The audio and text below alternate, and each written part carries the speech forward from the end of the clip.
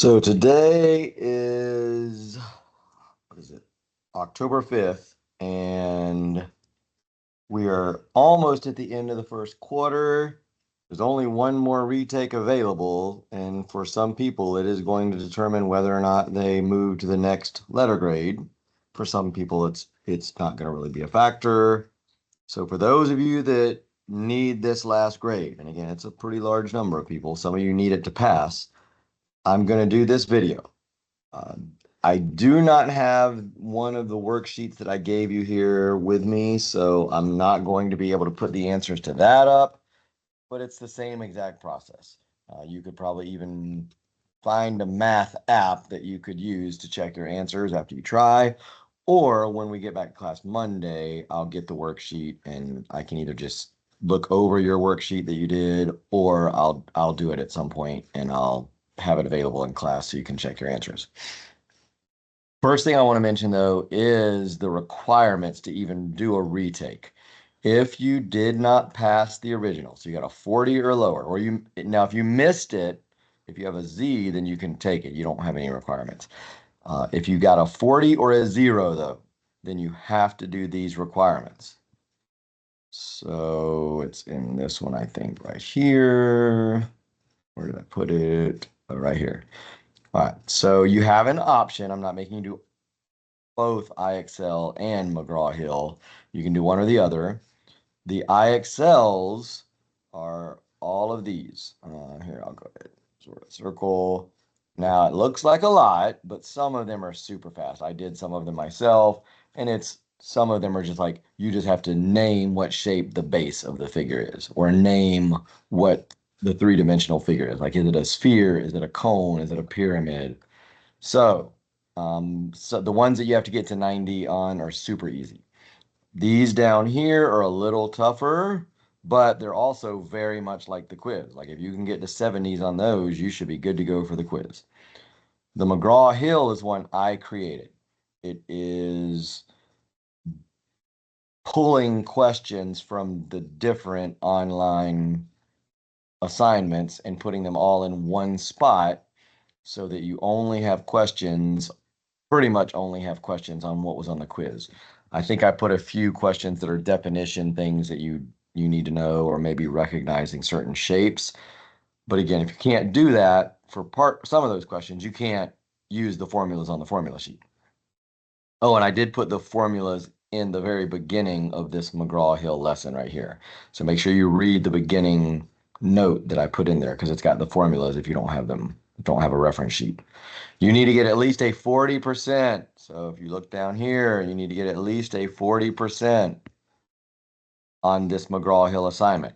If you do not get a 40%, or if you do not get and you have to do all of these IXLs. You can't do a few of them.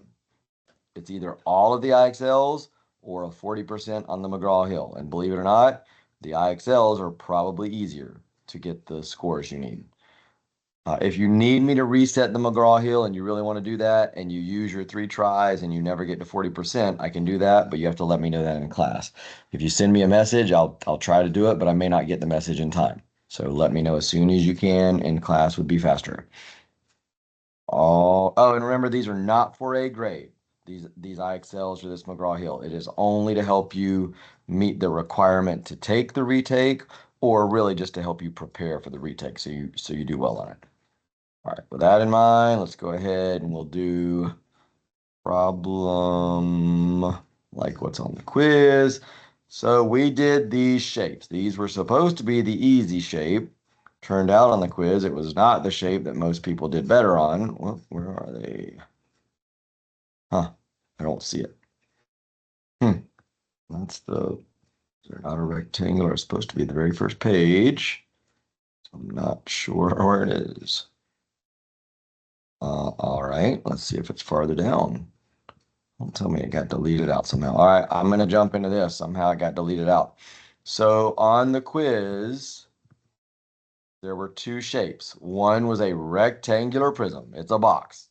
And it could be standing more straight up and down. This one's standing more flat, horizontal, you could say. And you have to find the surface area and the volume of that rectangular prism. No numbers on that. Man, I can't believe I don't have. That must have gotten deleted out somehow. I may just draw one real quick because it'll be a lot easier. I think it was supposed to be on that page and it must have gotten deleted out. All right, I'll have to go back in and find that. Let me just draw one real quick. Do the best to make it. I'm not even going to try to use straight lines. Rectangular prism. Ooh, that went great, but that's fine. Doesn't matter too much.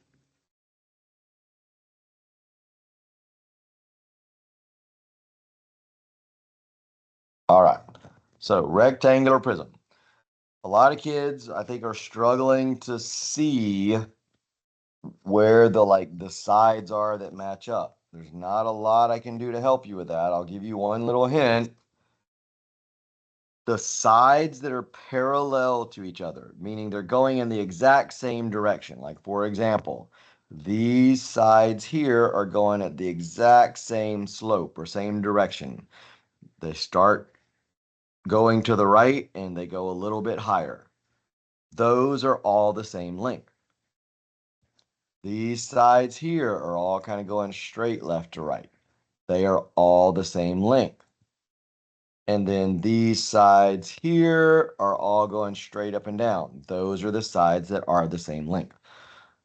A lot of kids struggle to see that. Again, if you struggle to see it, you just have to do more practice so that when you see numbers in certain areas, so for example, they put a 6 here and this is pretty common where they put them, and then they put a 2 here, and then they put a 10 here. You need to know what other sides have those same measurements. And again, it's the sides that are parallel, that are going in the exact same direction. So all of these sides that are going up and to the right are 2. All of these sides that are vertical are 6. All of these longer sides are 10. And don't forget, I'm going to sort of draw it in. It's a little tricky. There are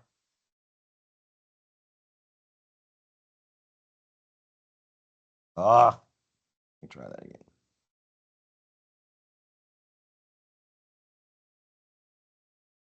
There are sides that we can't see.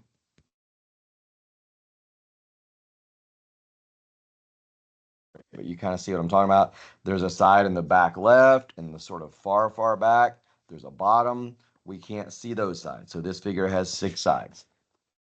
So with that in mind, there's a formula way, and then there's a not so formula way. I'm just going to do the formula way. If you remember the not so formula way, we said we could find the area for, this is mainly for surface area. We could find the area of each face, each side of this, and there are 6 sides. We could say the area of side 1, side 2, side 3, side 4, side 5, side 6. The formula for the air, every side is a rectangle. So we could say, okay, well, if this was 2 and this was 6, this side is 12. That's the area of that side. So this side would be 12. Well, that means there's another side that is 12 that we can't see that's like in the back left. So we would say, all right, well, that would mean, and I'll just call them, you could call it top and bottom. That's probably a better way to do it, is top and bottom, left and right, front and back. So just keep that in mind. Actually, I'm going to change this. I'm just going to write over it. So top and bottom, and then left and right, and then front and back. Either way, name all 6. 1, 2, 3, 4, 5, 6. So if I just did the right, I know the right is 12, then I know the left is 12. They match up. It's a rectangular. It's a box. So the left and right side would match up. The top, oh, I said this was a 10 down here. So the top and the bottom would match up. So and a lot of kids are using the 6 for some reason for the bottom. It's the bottom is this side and this side. That's the length and the width of the bottom. Or if it helps you to label the top, you said the top would be a 2 here because that goes in the same direction as that. These two go in the same direction, so they're both 2.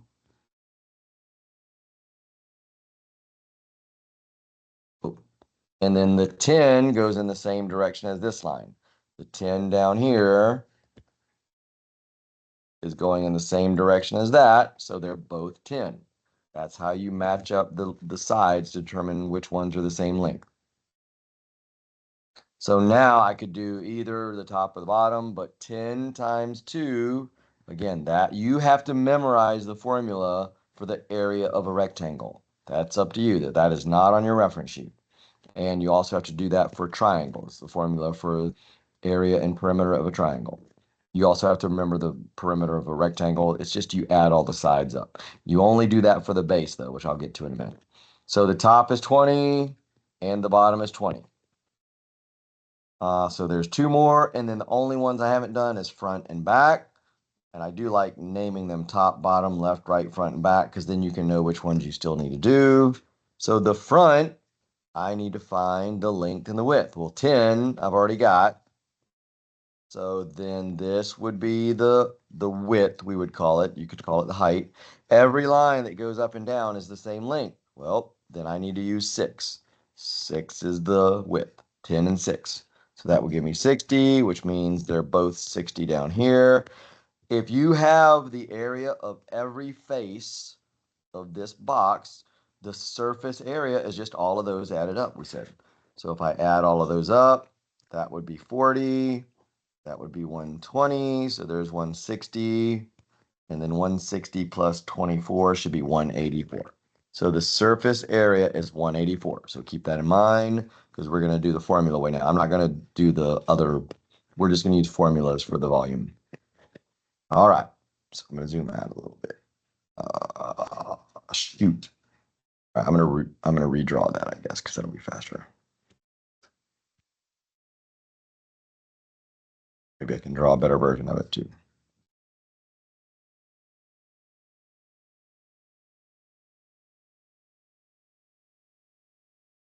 Let's see. So we'd want to come. Should use a little pen thing I have, but oh, actually no, those don't. Those aren't done. That and then that. Let's remember there are dotted lines that should be in the background. Sometimes they have those, sometimes they don't. So I'm not going to draw them in, but there's a left side we can't see, there's a back side we can't see, and there's a bottom we can't see. So here's the formula for surface area. We'll do that first. And I gave you a process, and a lot of you are not following the processes when I give them to you. Like you're just trying to figure stuff out piece by piece on your own. Follow the process. So for surface area, we need to figure out 2 things. They are never just going to give you the capital B or the capital P. They will sometimes, not always, give you the H. That's the height. But capital B, and this is on your reference sheet, capital B is the area of the base, which changes depending on the shape. So for this shape, the base is a rectangle. One of the IXLs has you name the shape of the base. So you may want to do that if you're struggling to see it. So that is area of base. Capital P is perimeter of the base, though, not of the whole shape. And when I say the base, I mean one base, not both bases. So area of one base, perimeter of one base. So if I need to calculate, I said, here's your process. Calculate out the area of the base first. Find the capital B.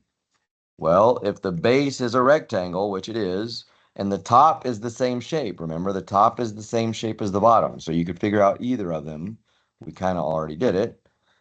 I know that the base has a length of 10. That's one, and I could do the same thing with the top. It has a width of 2. That's the bottom side. So the area of that is just 10 times 2. That's the formula, length times width.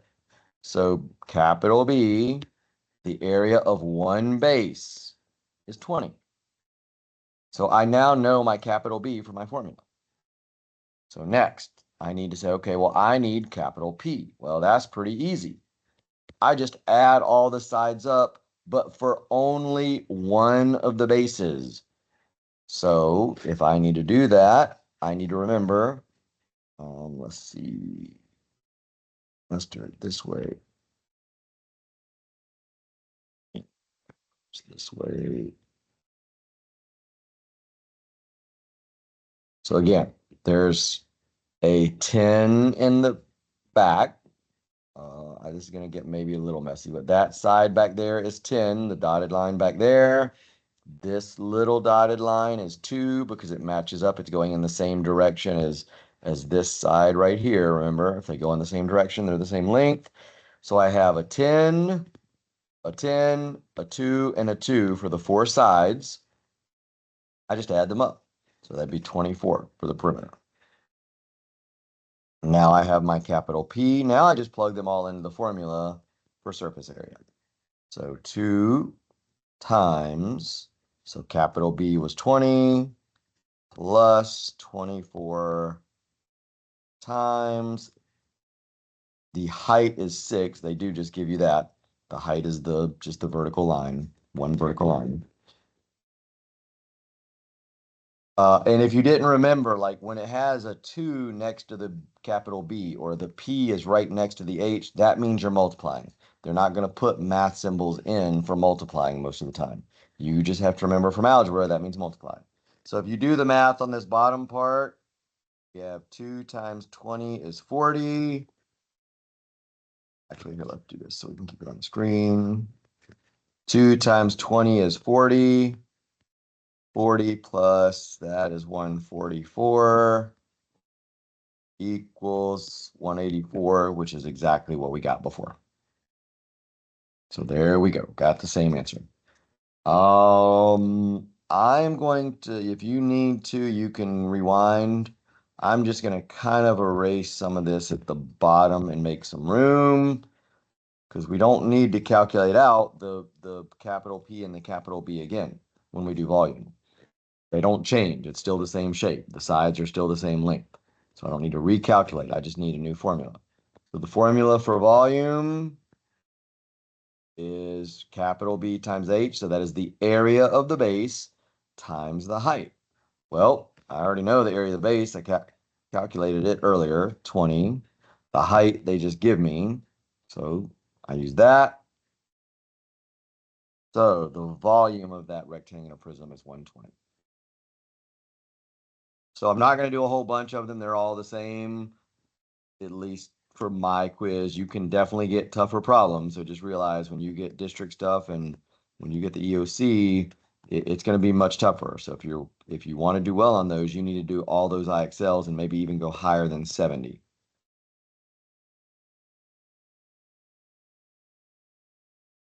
All right, so here was the other shape on the quiz. It was a cylinder. I could give you either the diameter or the volume. I didn't do that. I kind of did, but really quickly.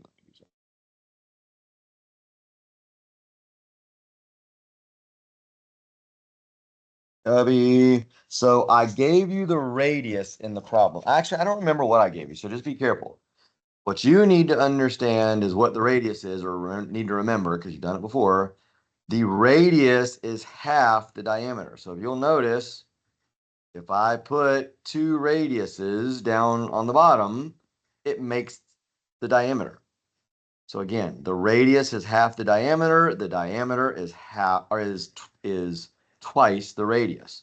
So if I give you this number up here, you would multiply it times 2 to get the whole diameter. If I give you the diameter down here, you would divide it by 2 to give you the radius. You will definitely need the radius because one formula only has radius in it for circles, and you do get the circles formulas. So I'll show, I just saw the reference sheet somewhere. Yeah, you get formulas for circle right there. So you don't get anything for triangle and rectangle. You got to memorize those. Oh, actually there, I even show you how to plug stuff in. That was in another video I did way back when we did the lesson. So if you want to go back and watch that, I'm not going to probably come back. to this. We've already done it. So let's say I gave you this number down here. I can't really zoom a whole lot. And I put down here, red will stand up. For some reason, I use 10 a lot. And then out here, they could, remember, we said this in class, they could give you the height in the middle of the cylinder. That would still be the height. So they could do, let's see if I can do that. That's not really what I wanted, but that's fine. They could give you like a dashed line that goes through the middle of the cylinder. So like from right here all the way up, they will typically tell you it's a right angle because it has to be a right angle to be the height.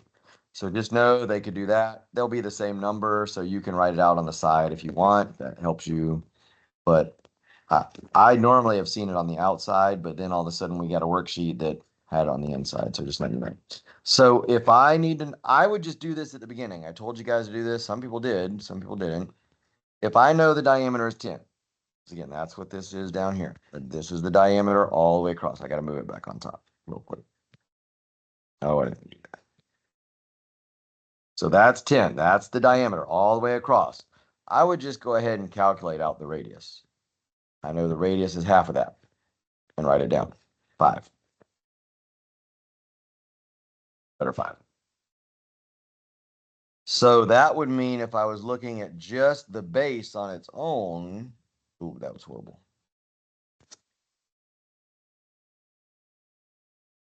There, so say that's the radius. That looking straight down at the top or down at the bottom, if you could see through it, that would be 5, and that would be the radius. So we said with a circle, and I'm going to kind of give you the short version if you need to go back and get the long version. We still use the same formulas. So, and I'm going to do surface area first. And you kind of have to use the formulas sort of for this. It's actually a way if you really understand it where you don't, but so it's still that same formula. Still use the same process. Calculate the area of the base. Well, again, you need to identify what shape is the base to find the area. Hopefully you see it, but the base is a circle.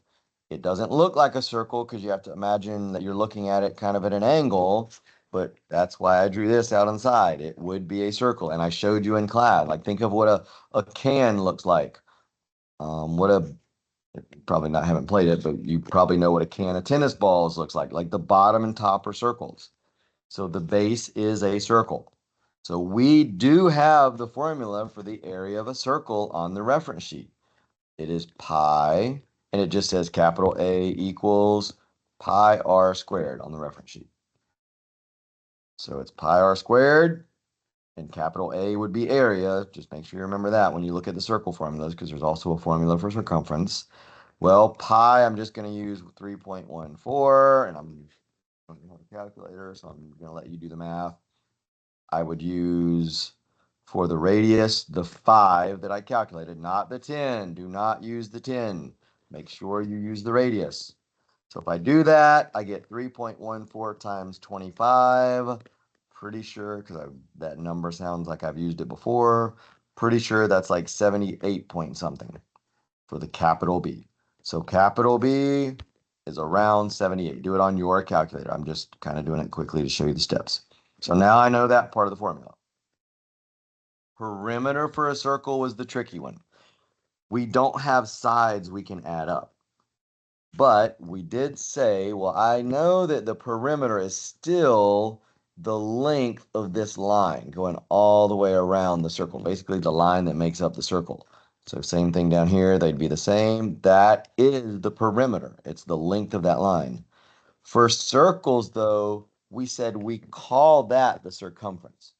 So if you go to your circle formulas, there's a formula that says C equals, and it actually gives you 2 diameter times pi or 2 pi r. And the reason you have 2 is because 2 times the radius is the diameter. So it's really the same formula. I can use either. I can use 10. I can use the diameter, which is 10. I can use a radius, which is 5. Since they gave me the diameter, I'm just going to go ahead and use that. So the diameter is 10. So I'm using this formula right here.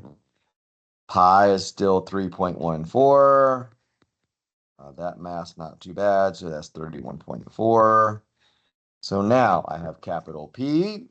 I have capital B. Again, perimeter and area of base. I just need to plug them in the formula. Oh, let's go one more.